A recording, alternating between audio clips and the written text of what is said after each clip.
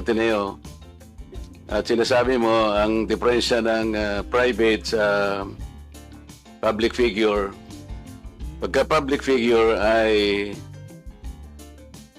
hindi basta-basta. Kahit nabirahin mo, parang may lisensya ka na, parang gano'n sinasabi mo. Pero pag private,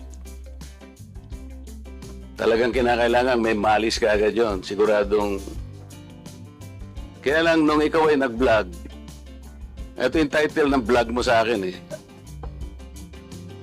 Huwag maniniwala sa pakulo at panlilinglang ni Marcoleta.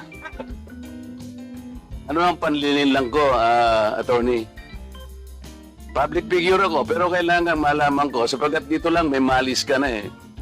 Una, hindi mo ako kilala, ikaw hindi rin kita kilala. Pero dito lang the title na title pa lang. Huwag maniniwala sa pakulo at panlilinlang ni Marcoleta. Attorney, kahit kailan wala akong nilinlang na mamamayan ng Pilipinas. Wala kang karapatan na akusahan mo ako ng ganito. Kung ang pinag-uusapan ay gusto mo lang ma-informahan ang mga nagpapalo sa iyo kung sino-sinong maraming nagpapalo. Pwede mo ba sagutin ito muna? Ano yung panlilinlang na sinasabi mo rito?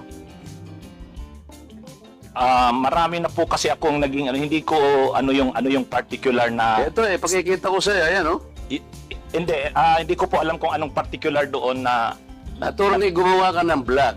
yes po, ako po Responsibilidad mo sa public ito, lalong-lalo na yung naniniwala sa iyo. Hindi ako maniwala kung paano mo silang napaniwala. Pero itong sinabi mong ito, may pakulo ako at panlilin lang. Ito yung sagutin mo. Hindi ako naniniwalang hindi mo naalala ito. Mr. Chair? Mr. Chair?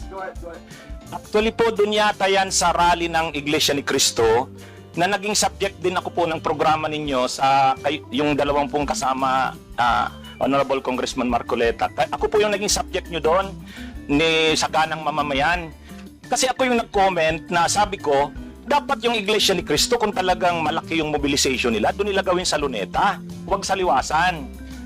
Yun yung kasi, pag sa Liwasan... Attorney, huwag mong nililihis ang usapan. Ang pinag-uusapan yung panlilin lang na sinasabi mo at pakulo. Walang kinalaman yung rally ng INC dito. Doon ko po kita, Honorable Congressman Marcoleta. Anong panlilin lang ginawa ko doon sa rally? Yung po yatang speech nyo doon Hindi sa pa yata, kailangan siguruhin mo. Nagsalita ko doon, anong parte ng speech ko ang nilinlang ko ang mamamayang Pilipino? Honorable Congressman Marcoleta, yung reaction ko po yata yung speech nyo po doon sa Ano stage. nga, kung alam mo yung speech ko, ano yung panlilinlang doon? Tingnan ko po dito sa ano ko kung ano yung ang dami ko na po kasing naging content tungkol po. Hindi ganun. Ako kapag sinabi ko, alam ko ang pinagbabasihan ko. Kahit matagal na yon, maaalala ko. Pag nilinlang ako ng isang tao, alam ko. Problema sa inyo, hindi ko nilalahat ng vloggers, Ako, hindi ko minamasama yung vlogs. Yan ay part ng, ng ating free speech. Expression. At yan ay ginagaranti ng ating saligang batas. Totoo naman na kapag ka-public figures, hindi dapat balat sibuyas. Hindi kagaya ng balat sibuyas ni Kong Barbers, alam ko yan. Pero hindi nangangahulugan. Kailangan i-establish ninyo. I-establish mo. Ikaw ay abogado pa rin, kagaya na sinasabi mo, nagtuturo ka pa sa isang reputableng institusyon. At pagkatapos, tinatanong ko lang ngayon, ikaw ang nagbablog, Basta po tungkol po talaga yung naging topic ko po kayo tungkol dun sa rally ng Ano ANC. nga yung sinabi ko sa rally na nanilang ako ng Pilipino? Wala ka man lang maisip? Ito yung uri mo na hindi kailangan talagang nagbablog Nami-mislead mo yung mga tao, nililin lang mo yung mga tao. Ang dahilan ay hindi mo man lang masabi kung ano yung aking mga panlilinlang na sinasabi mo rito. Pakulo at panlilinlang. Hindi ganyan yung mga vloggers na kilala ko. Yung mga vloggers umaatake rin sa akin, pero hindi ako balat sibuyas sapagkat may basihan ang kanilang sinasabi. Yung pinag-uusapan siguro namin dito. Gusto nila niyang tingnan siguro kung ano yung mga seeds ng mga aming pinag-uusapan dito. Hindi ako balat sibuyas, pero ito, Wala akong makitang panlilin lang na ginawa ko sa ating mamamayan. Ikaw, ang lakas ng loob mo na mag-vlog. Abogado ka pa naman. O ano?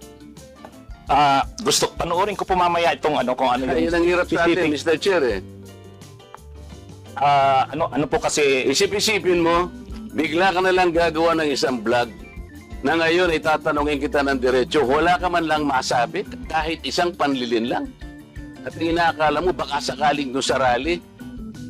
maraming, Ibig mo sabihin, naharap ako sa rallying pagkalaki-laki para manlilang lang ako ng mamamayang Pilipino? Hindi ka karapat dapat na abogado eh. Hindi ka dapat magturo sa Ateneo.